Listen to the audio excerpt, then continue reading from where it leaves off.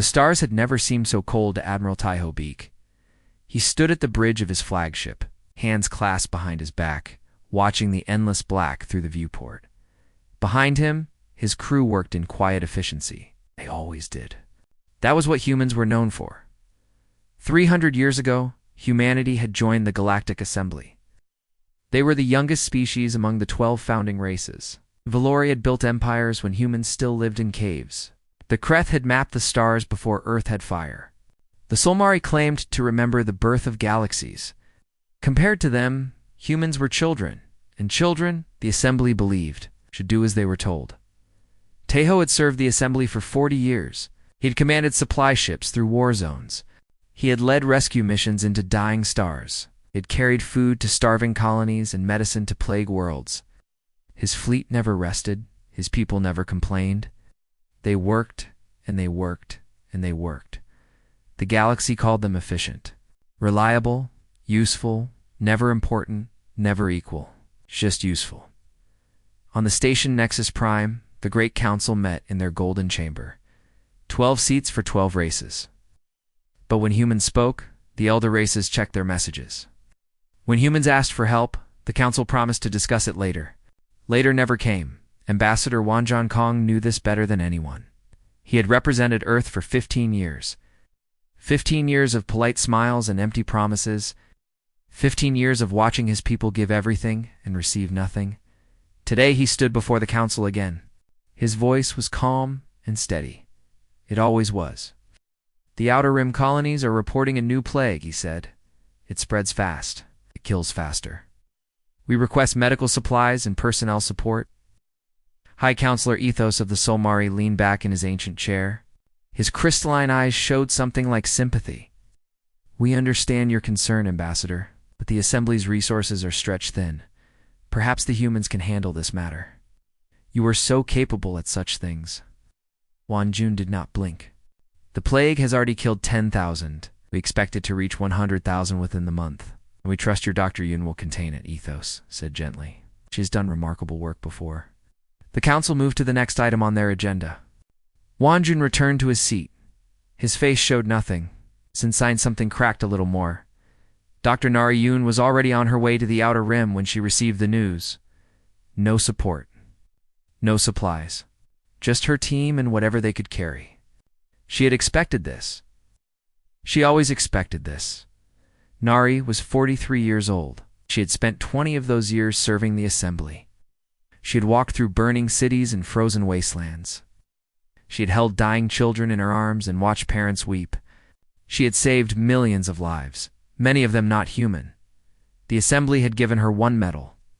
One small piece of metal in 20 years. She kept it in a drawer somewhere. She could not remember which one. Her ship landed on the colony world 3 days later. The air smelled like death. The streets were empty except for the sick and the dying. Local officials met her at the landing pad. Their faces were gray with fear. How many? Nari asked. 30,000 confirmed. Maybe more. We stopped counting. She nodded once. Show me the hospitals. For the next 6 months, Nari and her team fought the plague. They worked 20-hour days. They created new treatments from nothing. They held the hands of the dying and gave hope to the living. The Valori sent observers to study the plague from a safe distance. The Kreth offered advice through secure channels. The Solmari expressed their deep concern in beautifully written letters. None of them came to help. When the plague finally ended, 40,000 humans had died. Doctors, nurses, engineers, volunteers. They had given their lives to save a galaxy that barely noticed them. The council sent a formal note of acknowledgement. Not gratitude, not aid for the grieving families, just acknowledgement. Wanjan read the note in his empty office. He set it down carefully on his desk. Then he sat in silence for a very long time. Admiral Taiho received the casualty reports on his flagship. He read every name. 40,000 names. Fathers and mothers. Sons and daughters. Friends and lovers. Gone, his first officer approached him quietly. Sir, the council has requested our fleet assist with the Valori trade negotiations. They need escort ships. Taiho did not look up from the names.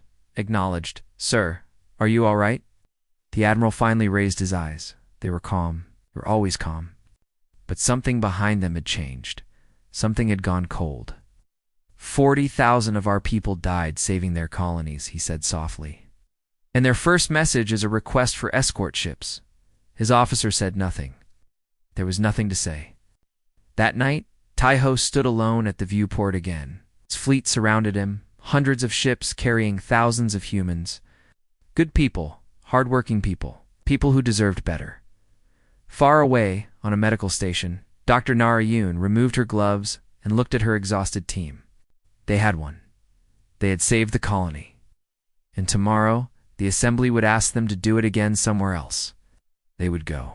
They always went. But tonight, Nari allowed herself one moment of truth. She looked at her team and saw what she felt reflected in their eyes. Tiredness. Not just physical tiredness. Something deeper. The tiredness of giving and never being seen. On Nexus Prime, Wanzhen packed his briefcase and walked to the transport bay. Tomorrow, there would be more meetings. More polite refusals. More empty promises. He would attend them all. He would speak calmly and clearly. He would represent his people with dignity. But tonight, he wondered why. Across the galaxy, in quiet ships, in busy stations, in crowded cities and lonely outposts, humans looked at the stars and felt the same cold truth settling into their bones. They were useful. They were capable. They were efficient. And they were tired of being nothing more. None of them spoke of it. Not yet. But the feeling spread like a whisper through the void. Question without words. Doubt without shape. How? Long could they keep giving everything to a galaxy that gave nothing back? The answer was coming. But not tonight. Tonight, they simply worked, as they always did, and waited for something to change. They did not know that the change had already begun. 2 years passed after the plague. The galaxy moved on. The council held their meetings. Trade ships crossed the stars. Life continued as it always had. But something was different now.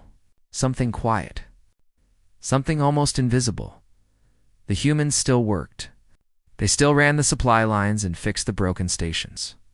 They still answered every call for help. But the warmth was gone. The smiles were fewer. The conversations were shorter. On Nexus Prime. The human delegation arrived at meetings exactly on time and left exactly when they ended.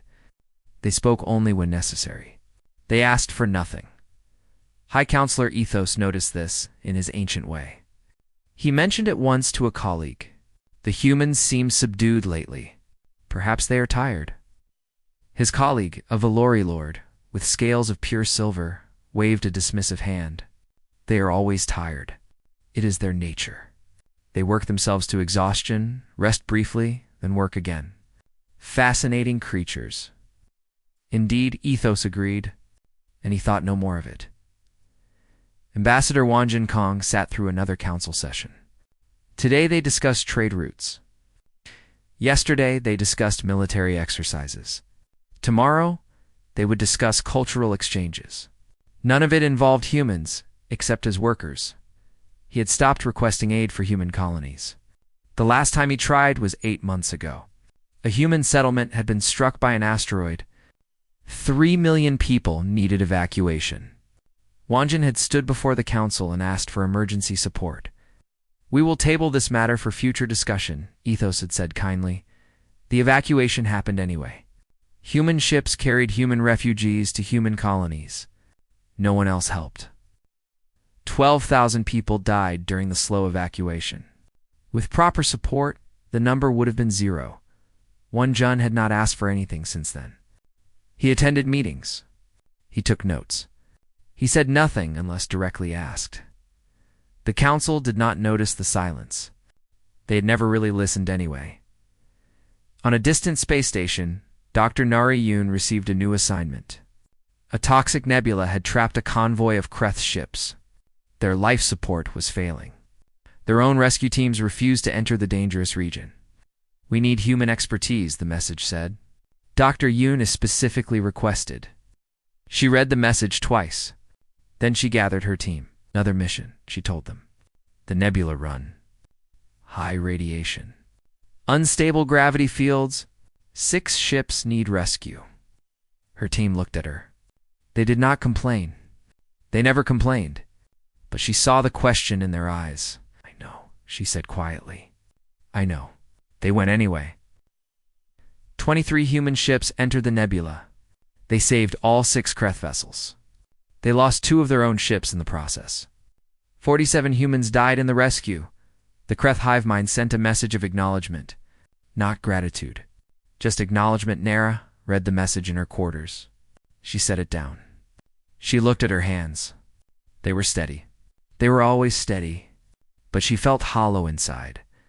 On the flagship, Admiral Taiho Beak received orders to escort a Velour diplomatic convoy through disputed territory. It was dangerous work.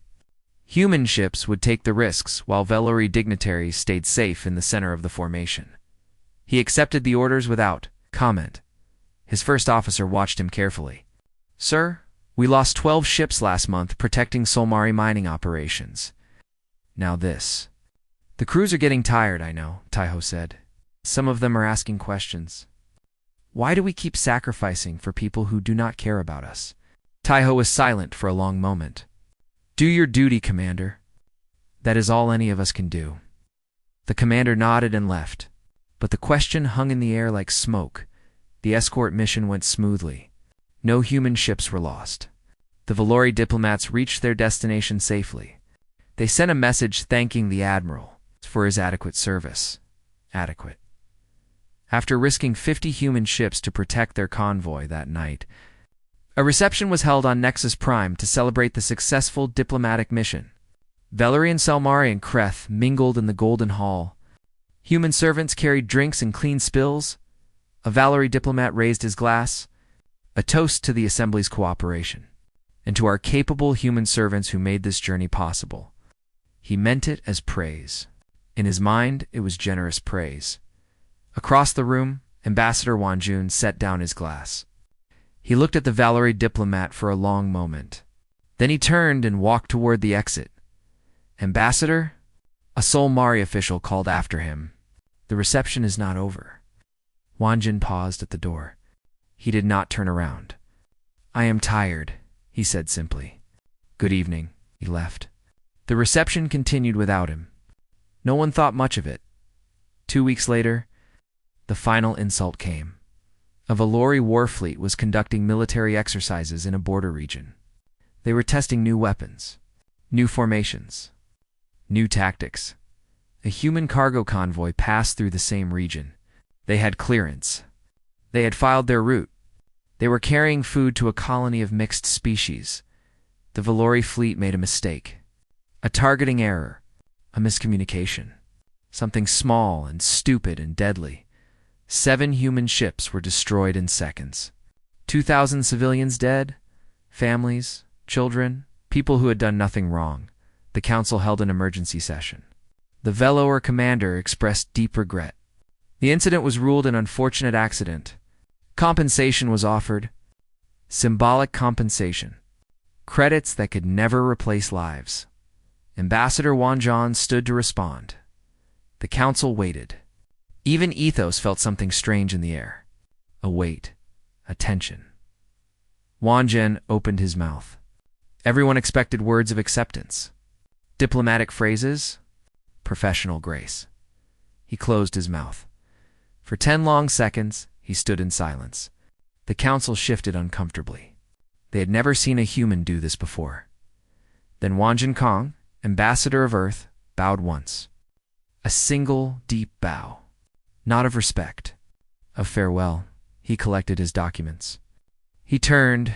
He walked out of the chamber. He did not look back. The door closed behind him. The council sat in confused silence. He is upset, Ethos said finally. Understandable. He will return tomorrow. Wanjun did not return tomorrow.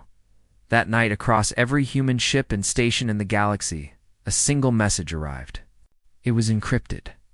It was brief. It came from Earth. The message contained 3 words. It is time. Admiral Taiho Beak read the message on his bridge. He closed his eyes for a moment. When he opened them, they were clear and calm. "Set course for Earth," he said. "All ships." His officers did not question. They had been waiting for this.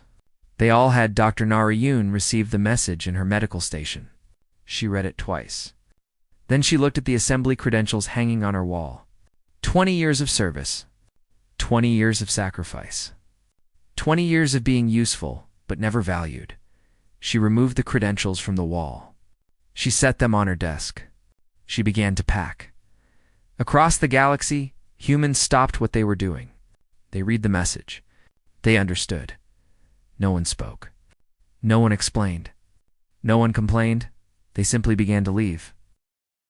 The exodus began without warning. On Nexus Prime, the morning shift arrived to find human quarters empty. Beds were made. Rooms were clean. Personal items were gone. The humans had left in the night, silent as shadows. On mining station Kethros 7, human engineers finished their final repairs. They documented everything. They labeled every system. They left instruction manuals for maintenance procedures.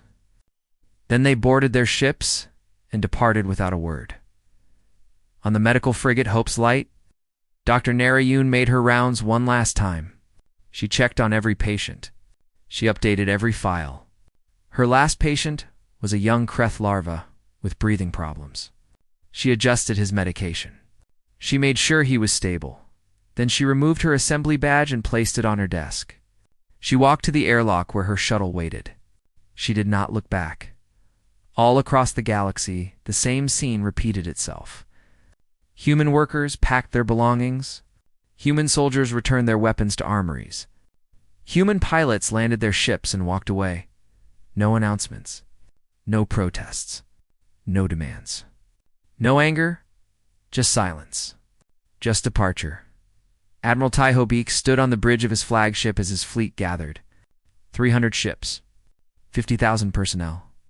The backbone of the Assembly's logistics network. "All ships report ready, Admiral," his first officer said. "Then we go home." The fleet turned toward Earth. Behind them, supply depots went dark. Emergency response channels fell silent.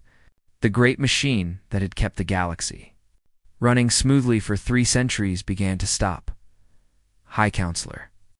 Ethos received the first reports with mild confusion. The human delegation has not arrived for today's session. His aide informed him, perhaps they are delayed. Traffic in the station corridors can be troublesome. Counselor, we cannot locate any humans on the station. Their quarters are empty. Ethos frowned. That is strange. Check the work sections. They are probably busy with some repair task. The aide returned an hour later. His face was pale.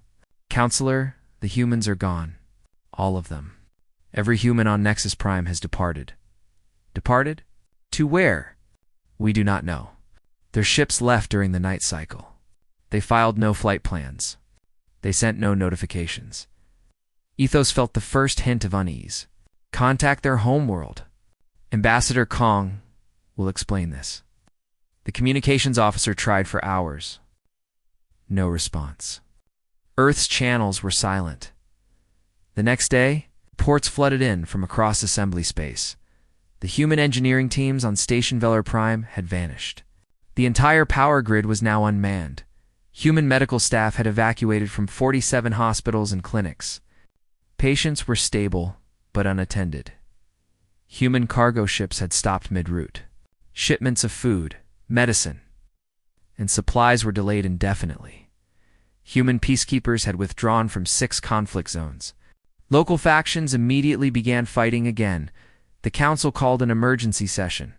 The great chamber was full, but the human seats were empty. What is happening? The Kreth representative demanded through their hive link. Our supply convoys are stranded. No human crews are responding. Our stations are losing power, a Valerie Lord added. The human maintenance teams have disappeared. This is unacceptable, another voice called. They cannot simply leave. Ethos raised his hand for silence. We must remain calm. This is clearly some misunderstanding. Perhaps they require rest. Perhaps they are making a point about the recent ... incident. A point. The Valori Lord was incredulous. 2,000 of their people died in our exercises. They are making a point? They have made points before, Ethos said patiently. They hold protests. They write petitions. They speak in the council chamber. This is merely a more dramatic version. They will return when they have made their statement, the council agreed. The humans would return. They always did. A week passed. The humans did not return. A month passed. Every human in assembly space had departed. The last ship crossed into Earth's protected territory and did not come back. Ethos stood at the viewport of his quarters, watching the stars. For the first time in his 3,000 years of life, he felt truly uncertain. On Ambassador Wanjin Kong's desk, investigators found only one item: a framed photograph of Earth, viewed from space. Blue oceans, white clouds, green lands. A small, beautiful world that had given so much to the galaxy. The photograph sat on his empty chair, facing the door, as if watching them, as if waiting. Why did they not say anything? Solmariade asked. Why did they not tell us they were leaving? Ethos looked at the photograph for a long time. Perhaps, he said slowly, they were tired of speaking to those who did not listen. At the borders of human space, assembly ships gathered, diplomatic vessels, military escorts, observation drones. The human defense grid was active. Patrol ships moved along the border in precise patterns. Sensor arrays tracked every approaching vessel. An assembly diplomat broadcast on all frequencies. This is Envoy Relos of the Selmari Collective. We request communication with Earth's government. Please respond. Silence. We wish to discuss recent events. We are prepared to negotiate. Please respond. Silence. We do not understand why you have left. Help us understand, please. The border stations recorded the message. They did not reply. Human ships continued their patrols. The wall of silence held firm. Envoy Relos tried for 3 days. The humans never responded. Not with anger. Not with demands. Not with explanations. They simply said nothing at all. This, Ethos realized, was worse than any protest. Worse than any angry speech. Worse than any threat of war. The humans had not attacked them. They had not insulted them. They had not demanded justice or revenge. They had simply decided that the galaxy was no longer worth talking to. And in that silence, Ethos heard something terrible. A judgment more final than any words could carry. You never listened when we spoke, so we stopped speaking. You never cared when we were here, so we left. You will learn what we were worth by what you lose without us. The message was clear. It was devastating. And it had been delivered without a single word. Admiral Taihobeek stood on the bridge of his flagship, now safely in Earth orbit. His fleet surrounded the homeworld, a protective ring of steel and light. His first officer approached. Sir, the assembly ships at the border are still requesting communication. I know. Should we respond? Taiho looked at the blue curve of Earth through the viewport. His home. His people's home. The world that had given everything to a galaxy that gave nothing back. No, he said quietly. Not today. Not tomorrow. Not until they understand. How will they understand if we do not speak? The admiral turned to face his officer. His eyes were calm. They were always calm. But behind them was something ancient and patient. They will understand, he said, when they feel what we felt. When they know what it is to give and receive nothing. When they learn what it is to be invisible. He turned back to the viewport. Then, perhaps we will talk. But not before. The fleet held position. The border stayed closed. And the galaxy, for the first time in 300 years, faced the consequences of its neglect. The humans had left without a word. Now, the council would learn what that silence truly cost. The collapse came slowly at first. Then all at once. 3 months after the human departure, the Kreth homeworld reported critical food shortages. Their entire agricultural import system had been managed by human logistics coordinators. Without them, shipments were lost, delayed, or sent to wrong destinations. Millions faced starvation. "We need those supply routes restored," the Kreth representative demanded in the council chamber. "Our larvae are dying. They're working on solutions," Ethos replied. "Our own teams are learning the systems." Learning. The humans spent centuries building those systems. We cannot learn them in months. For months after the departure, the plague returned. It emerged in the same outer rim colonies where Dr. Narration had fought it before. Without her protocols, without her teams, without human medical expertise, the disease spread unchecked. Velori doctors tried to contain it. They were skilled. They were talented, but they had never done this work before. Humans had always done it for them. 12 systems fell to the plague before a quarantine was established. 800,000 dead. All because the galaxy had taken one doctor's 20 years of sacrifice for granted. Ethos read the casualty reports in his private chambers. His ancient hands trembled slightly. He had not trembled in 1,000 years. 5 months after the departure, the worst disaster struck, Station Valora Prime. The crown jewel of the Valori fleet suffered a catastrophic reactor failure. The station's power grid had been designed by human engineers. Its maintenance had been performed by human technicians. When it began to fail, Valori crews tried desperately to repair it. They could not. The technology was too complex. The systems were too interconnected. They had never needed to understand it before. Humans had always been there. The reactor breached. 40,000 Valori died in the explosion. The station's remains drifted through space, a tomb of crystal and fire. The council chamber was silent when Ethos addressed them. "We have lost Station Valora Prime," he said. His voice was heavy. 40,000 souls. Gone. "This is the humans' fault," a Valori lord shouted. "They abandoned us." "They let our people die, did they?" Ethos asked quietly. "Or did we never bother to learn the systems they've built for us? Did we ever train our own people to do what humans did? Did we ever think we might need to?" The Lord had no answer. "We treated them as tools," Ethos continued. "We used their skills and ignored their worth. Now, the tools are gone, and we discover we cannot function without them." The council shifted uncomfortably. No one wanted to hear this truth. 6 months after the departure, old hatreds resurfaced. The Valori and the Kreth had fought wars long ago, before the Assembly brought peace. Human diplomats had maintained that peace for centuries. They mediated every dispute. They calmed every tension. They reminded both sides of their common interests. Without them, the old wounds reopened. A border incident, an insult, a threat. Then ships began to move. "Cannot have a war," Ethos pleaded in an emergency session. "The Assembly will not survive it." "The Kreth have insulted our honor," the Valori lord declared. "We will not stand idle, their honor." The Kreth representative buzzed with anger. "They accuse us of sabotage. We demand justice. Justice. Peace." "These are human words," someone muttered. "Look where their peace has left us." Ethos closed his eyes. He remembered Ambassador Wanjin Kong standing in this very chamber, year after year, asking for nothing but respect. Asking to be heard.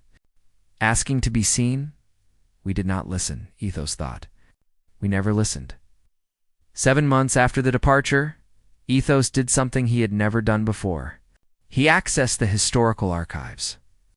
He searched for records of human contributions to the Assembly. What he found broke his ancient heart. Thousands of rescue missions. Millions of lives saved. Billions of credits worth of free labor. Human ships had carried supplies to every corner of the galaxy.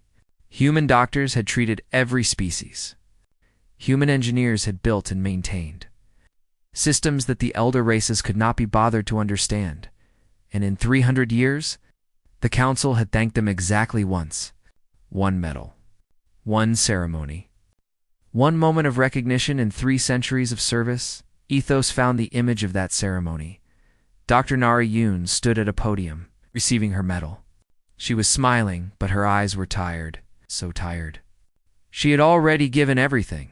They had given her a piece of metal and a polite speech. He found records of Ambassador Kong's requests. 47 formal petitions for aid to human colonies, all denied or delayed. 15 requests for recognition of human contributions, all forgotten.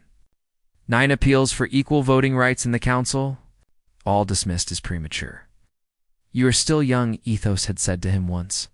"In time, you will earn your place." 300 years. How much time did they need? Ethos found one more document. A report from 50 years ago, written by a human analyst. Assessment of Human Assembly Relations. The report was clear. It warned that humans felt undervalued. It suggested reforms. It recommended recognition programs. It predicted that without change, humans would eventually lose patience. The report had been filed. It had never been read by anyone important. It had gathered dust in the archives while humans continued to serve and die for a galaxy that did not care. 8 months after the departure, Ethos addressed the council one final time. "We did not enslave them," he said. "We did worse. We made them invisible. We took everything they offered and gave nothing in return. Not even acknowledgement." The chamber was silent. "They built our stations. They healed our sick. They carried our goods. They kept our peace. And we called them servants. We called them useful. We never called them equals. We never called them friends." His voice cracked. 3,000 years of wisdom, and he had been blind. Now they are gone, and we are dying. Not because they attacked us, not because they hate us, but because we never learned to do what they did. We never valued what they gave. We never even said thank you. He looked at the empty human seats. They had been empty for 8 months. They would stay empty for years to come. "I do not know if they will ever return," Ethos said. "I do not know if they should. But I know this. We did this to ourselves. Every death, every disaster, every failure since they left is our responsibility. We had 300 years to treat them as partners. We wasted every single day." He stepped down from the podium. He walked toward the door. "Where are you going?" Someone called. Ethos paused. "To write an apology," he said. "I do not expect forgiveness, but I will not die without trying." He left the chamber. Behind him, the council sat in silence, surrounded by empty seats and broken dreams. The humans had not destroyed them. The humans had simply stopped carrying them. And now the galaxy was falling. 5 years had passed since the departure. The galaxy had changed. The Great Assembly was fractured. 3 races had left to form their own alliances. 2 were at war. The golden stations were failing. The trade routes were broken. The era of cooperation had ended. High Counselor Ethos was dying. His ancient body, which had lived for 3,000 years, was finally failing. He had watched civilizations rise and fall. He had seen wonders and horrors beyond counting, but nothing had broken him like the human departure. He spent his final days in his private chambers, looking at the stars. Sometimes he watched the border of human space. The lights there were steady and bright. Humanity was thriving. They had learned to live without the galaxy, even if the galaxy had not learned to live without them. On a quiet human colony called New Busan, a young woman named Haihun Yim walked through the evening streets. She was 23 years old. She had been born after the departure. She had never known the assembly. She had never seen the great stations or the golden council chambers. To her, those things were just stories, old tales from a time before her birth. She visited her grandmother that evening. Elder Yoonjiem was 87 years old. She lived in a small house near the coast, where she could watch the ocean and remember the stars. "Grandmother," Haihung said, sitting beside her, "tell me again. Why did we leave?" Yunji was quiet for a long moment. She looked out at the ocean. "The waves were gentle tonight. I served on Nexus Prime," she said finally. "I was an engineer. I built things, fixed things, kept their stations running." "I know," Haihung said. "You've told me before. Have I told you how they looked at us?" Yunji's voice was soft. "Not with hate. Never with hate. just nothing. We were furniture to them. Tools. They walked past us without seeing. They spoke about us as if we were not there. She turned to face her granddaughter. Her eyes were old, but they still held fire. We gave them our hands, she said. Our hearts. Our lives. We served them for 300 years. We died for them. And they did not even learn our names. Hyung took her grandmother's hand. Was it worth it? Leaving. Yoonji smiled. It was a sad smile, but also peaceful. Look around you, child. Look at what we have built. Our own colonies. Our own futures. Our own dignity. We are not servants anymore. We are not invisible. We are ourselves. But don't you miss it? The galaxy.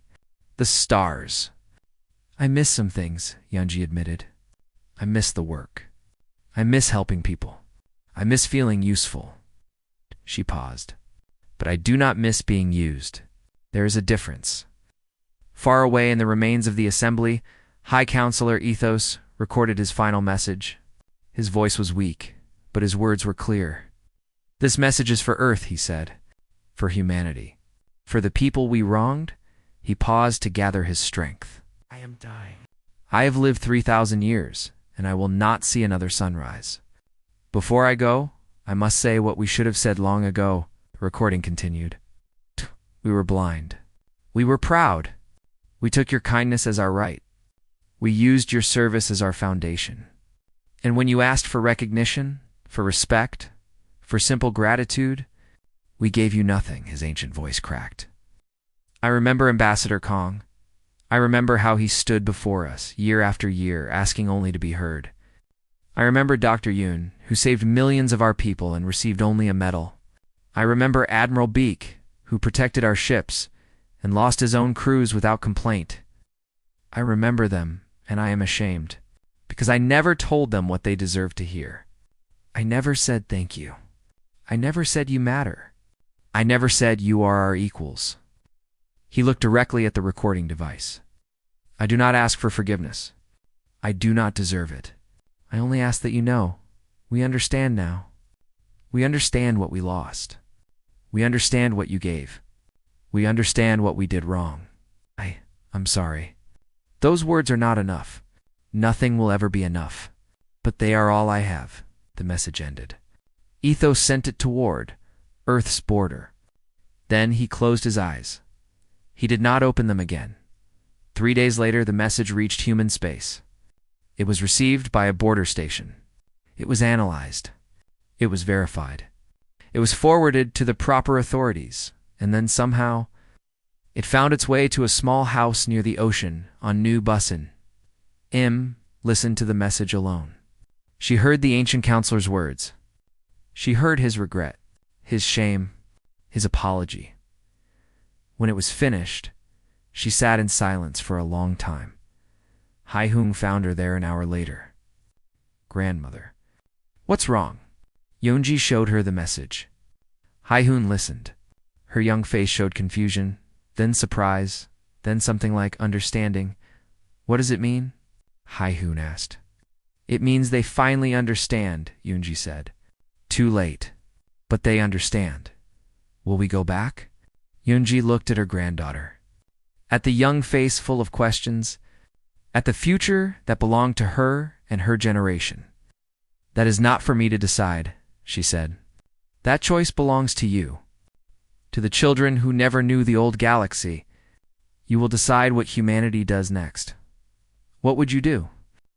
Yoonji considered the question carefully. I would wait, she said finally. I would watch. I would see if they truly change, or if this is just words. Words are easy. Actions are hard. She turned back to the ocean. But I would also remember something my mother told me long ago. She said, anger is a fire. It can warm you, or it can burn you. Do not let it burn so long that you forget how to feel anything else. That night, Yeonjim made a decision. She recorded a response. Just 2 words.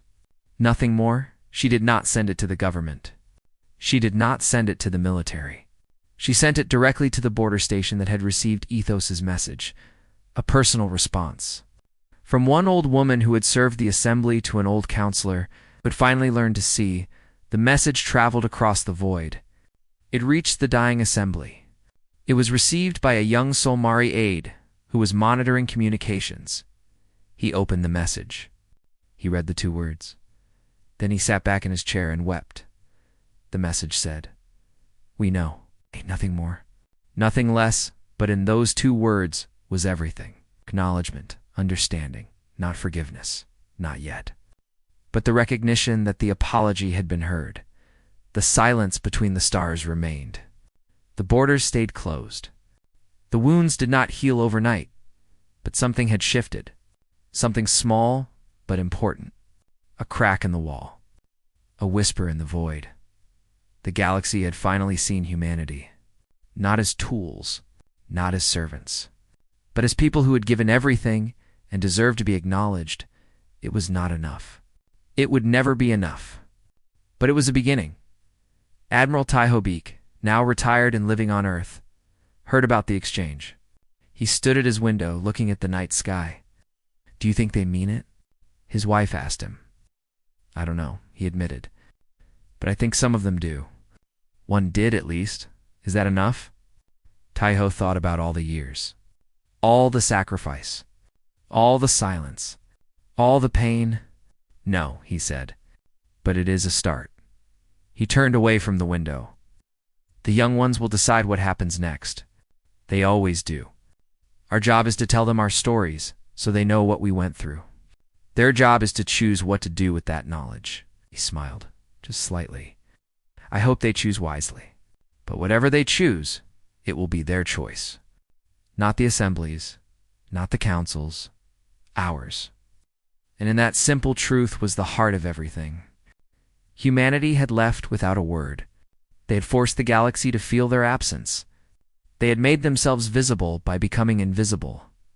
Now they waited, not with anger, not with revenge, just with patience and dignity, and the quiet strength of people who knew their own worth. The galaxy had paid the cost of taking them for granted. What happened next would depend on whether that lesson was truly learned. Only time would tell.